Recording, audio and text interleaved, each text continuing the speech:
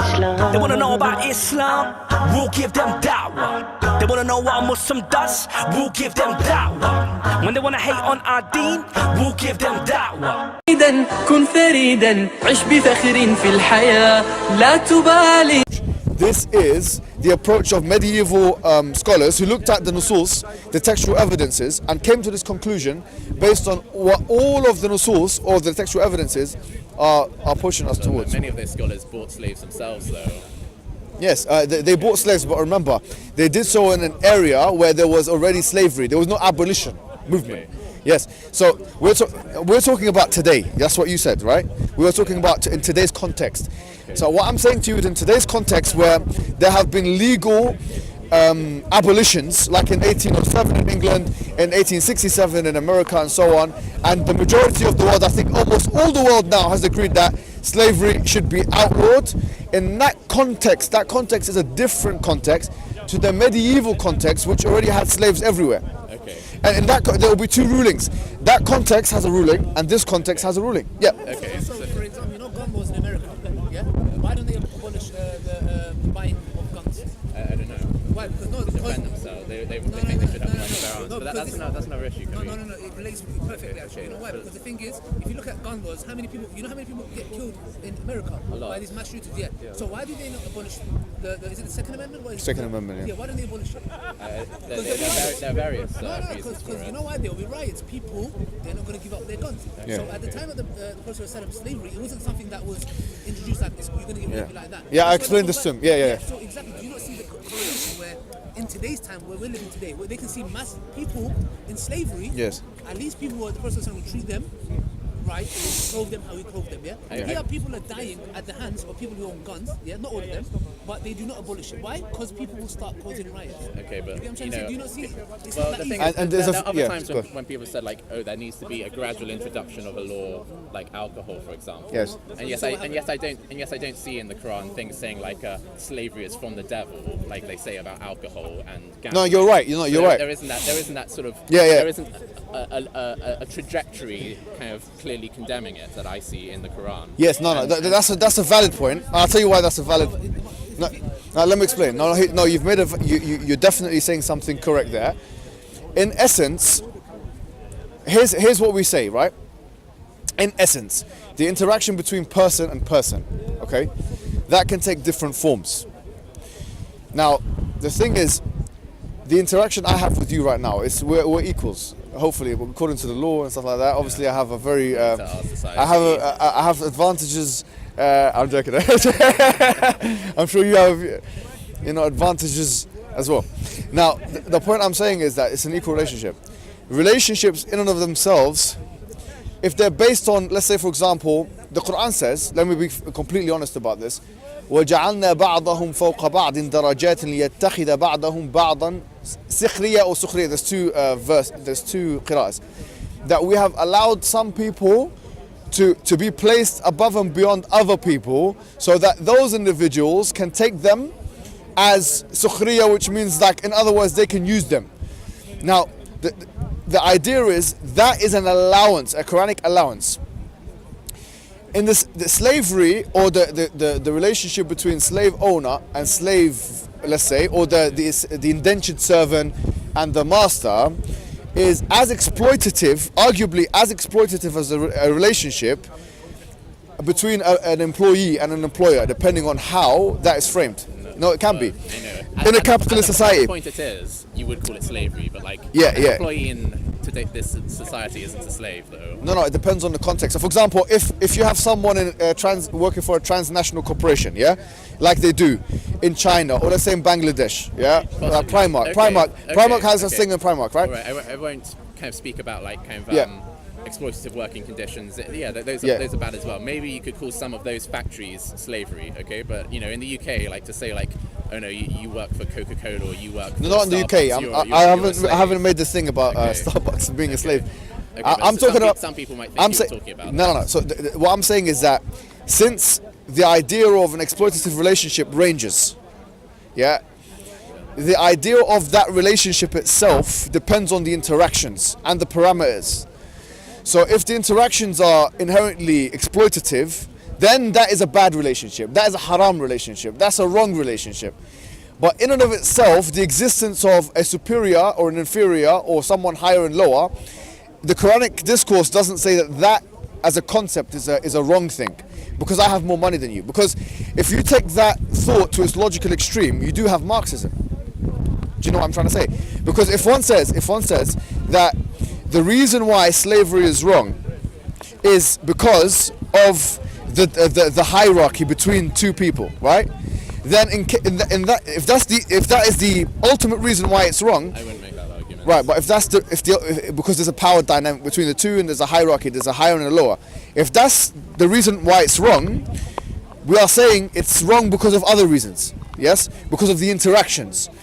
Yes, If that's the reason, like slavery in general is wrong because Because of the interaction, exploitations. That person doesn't have freedom. That person doesn't have the right to. but that's a different. decide. Okay, freedom. By the way, free. Well, because the slavery in The term is the same, but it's not the same thing. no Do you get the it? kind of slavery practice. What comes to your mind was when I say well, slavery? are you gonna?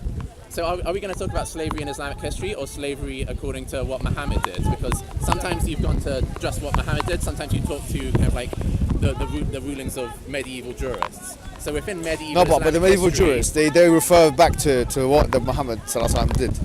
but They're just trying to find out what Muhammad did. But it's not in itself like The- at the- most it's like a proxy though. It's not in itself kind of.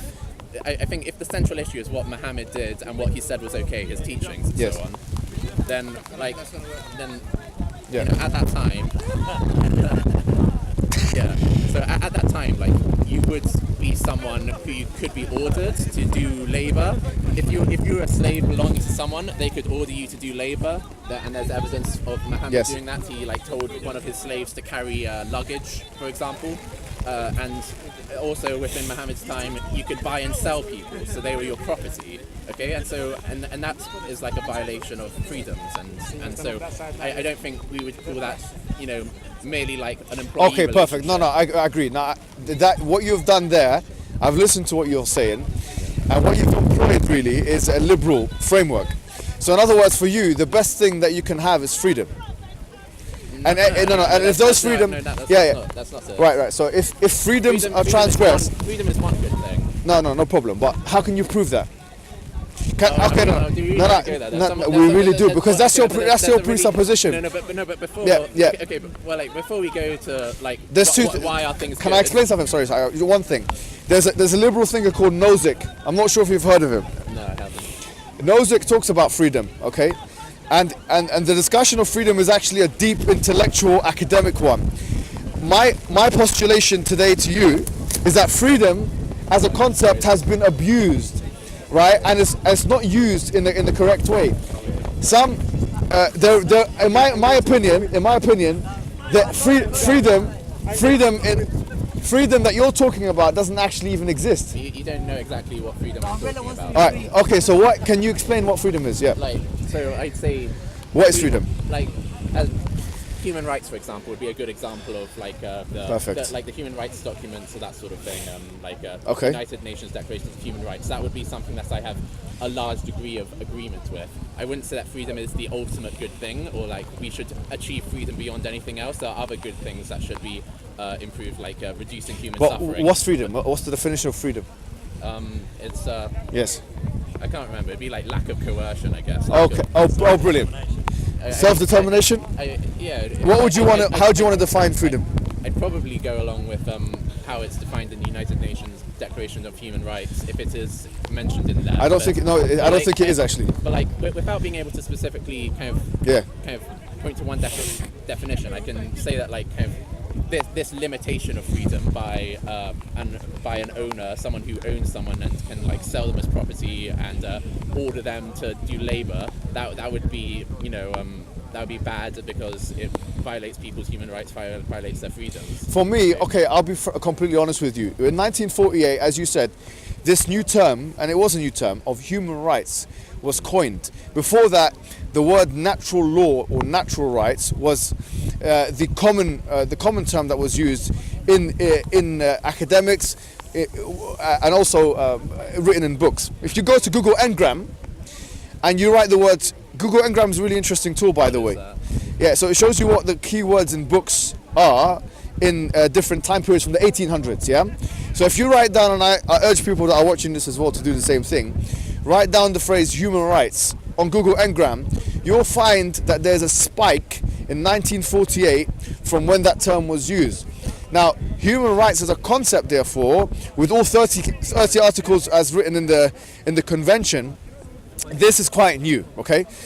Now, it would seem to be an egregious anachronism to use such a post-World War II kind of document to try and refer to medieval practices. I think that would be problematic. Sometimes it seems like now, you say unless we should go back. We should go back to. Sometimes it seems like you say that we should go back to these medieval practices, and then sometimes you say like, kind of, oh, now in this day and age, slavery shouldn't be legal. But when you say that, you're actually benefiting from the achievements that kind of liberal, humanist, and secularist thinkers and societies. I think you're wrong about that, and I think no. I think I think countries to stop I think you're to make no.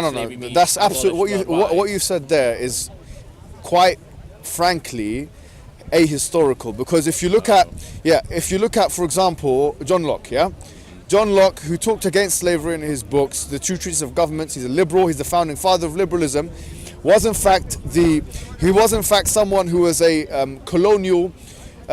He justified colonialism, and in fact, hold on, let me explain. We aren't obliged to kind of defend any single person's entire corpus, but what we don't follow a cult of personality. But can I explain something? Any sort of religious belief to try and justify any single person. No problem. We can say as a thinker has good ideas, and then no problem. But what you said was that liberal people coerce Muslims to free slaves. What I'm telling you is that maybe they shouldn't be. Let me correct you. Let's call them the West. No, let me correct you. Liberalism itself allowed slavery in abstraction, in conception, and in practice.